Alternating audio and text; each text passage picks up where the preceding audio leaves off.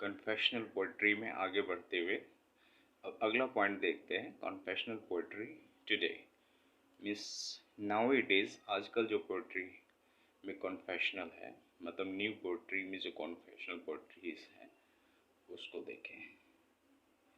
Just as modernism pushed back against traditional forms of poetry from decades and centuries, there was reaction to confessional poetry from writers in the 17th and 18th century.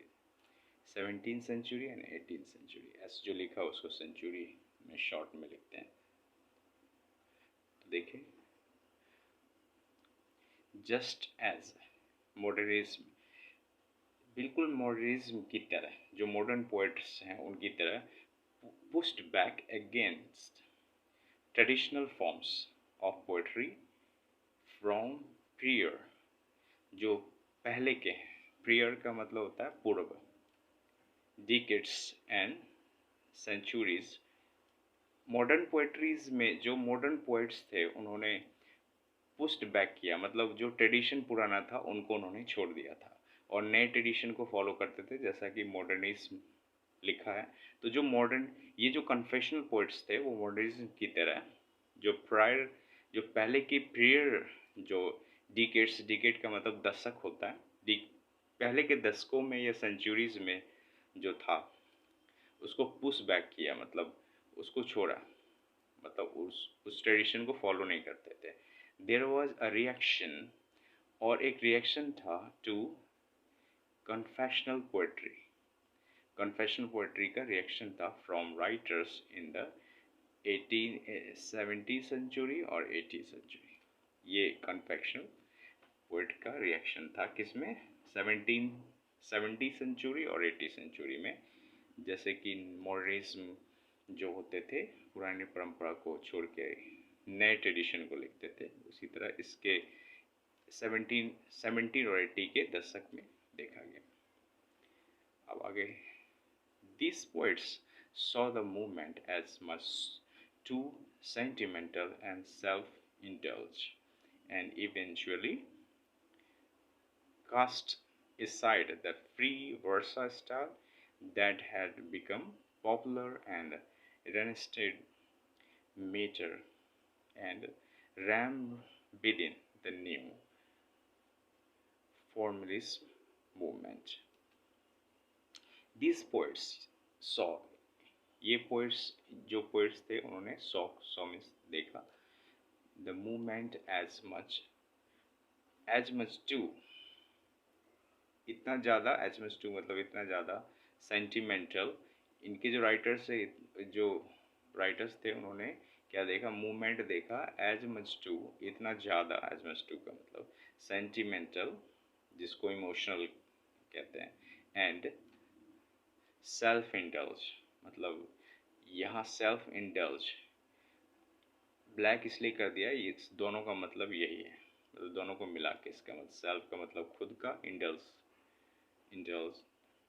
तो विलासी, जैसे कि एक general life होती है, जो लोग रोटी खाते हैं सुबह शाम, अब कुछ लोग रोटी के बदले पिज़्ज़ा खा के पेट भरते हैं, तो उसको सेल्फ इंडल्ज कहते हैं। तो इसको काफ़ी देखा, एंड इवेंचुअली, यहाँ पे लिख दिया है, बहुत सारे स्टूडेंट्स कहते हैं कि सर वर्ड मीनिंग्स आप नहीं लिखते हैं, जो कॉमन वर्ड होते हैं उसको हम छोड़ देते हैं, और जो बाकी जो पहले जो यूज़ हुए हैं नोट्स में, इवेंचुअली का मतलब के कारण, और इसके के कारण, कास्ट मतलब यहाँ लिख दिया ढालना, और ढालना या बनाना यहाँ कह सकते हैं, क्या कहते हैं सांचा देना, जैसे कुम्हार किसी मिट्टी को एक फ्रेम में गढ़ता है और हटाता जो है फ्रेम को, तो उसका एक सांचा बन जाता है, गढ़ता है उसको। कास्ट का मतलब गढ़ना। इस साइड कास्ट इस side the free verse style को कहते हैं, that had become popular and reinstated metre, और वो कैसे, जो वो क्या हो गए थे? पॉपुलर, बिकम पॉपुलर, और कैसे होते हैं? रेनस्टेटेड मतलब यहाँ लिख दिया, फिर से बहाल करना, मतलब फिर से किसी चीज़ को आना जो कहते हैं। तो रेनस्टेड मीटर रेनस्टेड मीटर एक स्टाइल होता है पोइट्री लिखने का। तो रेनस्टेड मीटर वैसे हमने लिख दिया, फिर से किसी चीज़ को डालना। And RAM with in the new, और इसमें रैम जो था वो कैसा था, रैमिंग, हर एक पोएम में रैम होता है, जो पहले भी चर्चा करते आ रहे थे, न्यू फॉर्मलिज्म मूवमेंट। इसका रैम जो था वो किसके बीच में था, विद इन मतलब के बीच में, न्यू फॉर्मलिज्म के। न्यू फॉर्मलिज्म ये एक पोएट्री का पीरियड था, जिस तरह से ये सब पीरियड्स हैं उसके राइटर्स के विद इन दैट बीइंग, यहाँ पे बीइंग होना चाहिए, BING, उसको ठीक कर ले। सेड, वो कहा जाता था, it is impossible to ignore, ऐसा कहा जाता था कि ये इम्पॉसिबल था ignore, to influence that, influence का मतलब प्रभावित होना, या हम हिंदी नहीं लिख रहे हैं, कि ये कहना कहा जाता था कि इम्पॉसिबल था प्रभावित होना, क्या प्रभावित होना, की के बाद दूसरा क्लाउज है, the movement has had on writing since the same, ये बोला जाता था। ये जो मूवमेंट है, has had on writing since the name confessional poetry was first coined in 1959. Impossible to ignore the influence, जो इन्फ्लुएंस था वो impossible to ignore, कि the movement, क्या इग्नोर करना है पॉसिबल था, the movement has had। अब आपके मन में बहुत बार आया होगा हैज़ और हैड दोनों एक साथ कब ग्रामर कब पुट किया जाता है। एक्चुअली ये प्रेजेंट परफेक्ट होता है, और प्रेजेंट परफेक्ट में आपने देखा होगा कि सब्जेक्ट लिखा हुआ होता है, उसके बाद हैव या हैज़, तो हैज़ है, और हैड क्यों है, तो जब हैव जो होता है वो ओरिजिनल वर्ब के रूप में जब यूज़ होता है तो उसको हम हैज़ B3 के फॉर्म में लिखते हैं। हैज़ का B3 तो हैड ही हम पुट कर सकते हैं, तो इसका मतलब भी होता है रखना, रखा जाना, या उसमें होना, हुआ है जिसको कह सकते हैं प्रेजेंट परफेक्ट है। द मूवमेंट हैज़ हैड, जो मूवमेंट हुआ है कौन सा, ऑन राइटिंग सिंस, जो मूवमेंट राइटिंग ऑन राइटिंग लिखने के कारण, सिंस का मतलब के कारण होता है, द नेम, ये कौन सा नाम लिखने के कारण, तो कॉन्फेशनल पोएट्री के कारण, was first क्वांटेड का मतलब गढ़ा जाना, बनाया जाना, इन 1959। अब today its impact can be felt in contemporary poetry and imagery।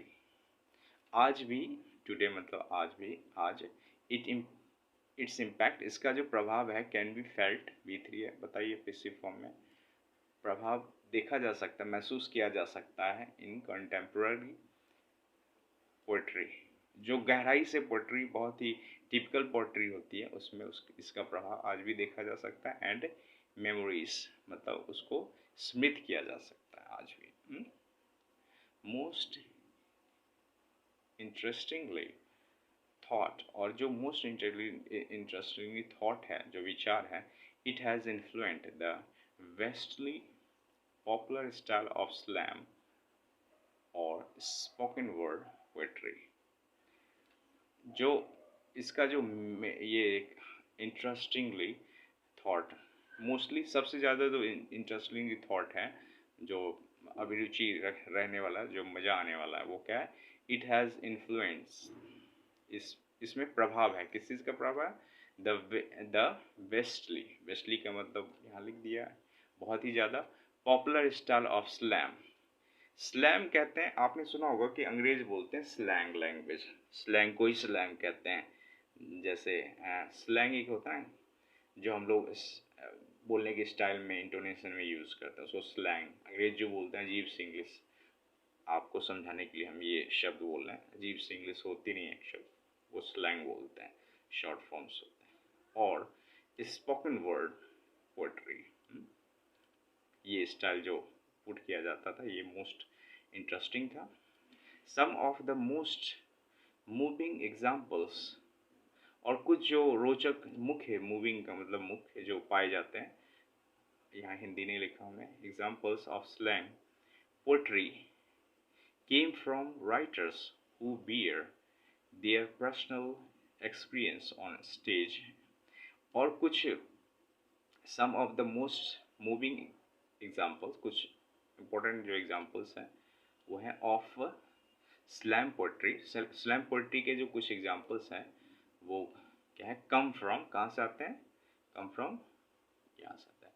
Writers, एक ऐसे राइटर्स से आते हैं हु, जो बियर का मतलब धारण करना होता है, जो जो कॉपी, जो स्टाइल भी कह सकते हैं, देयर पर्सनल एक्सपीरियंस, जिनका स्टाइल पर्सनल बियर करते हैं, रखते हैं पर्सनल एक्सपीरियंस, कहाँ पे, ऑन स्टेज। स्टेज कहने का मतलब जहाँ वो परफॉर्म करते हैं, कोई ज़रूरी नहीं स्टेज बना हुआ जहाँ पे हम परफॉर्म कोई आर्ट कल्चरल थिंग्स को प्रेजेंट करते हैं, जहाँ वो प्रेजेंट करते हैं, या वो बुक हो या कॉपी हो या फिर कहीं सम्मेलन हो।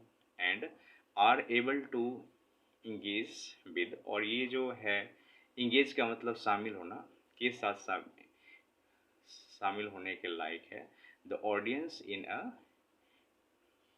मीनिंगफुल वे। मीनिंगफुल वे मतलब जिसका कुछ मतलब निकलता है। चलिए इतना रहने दें, नेक्स्ट पॉइंट देखेंगे।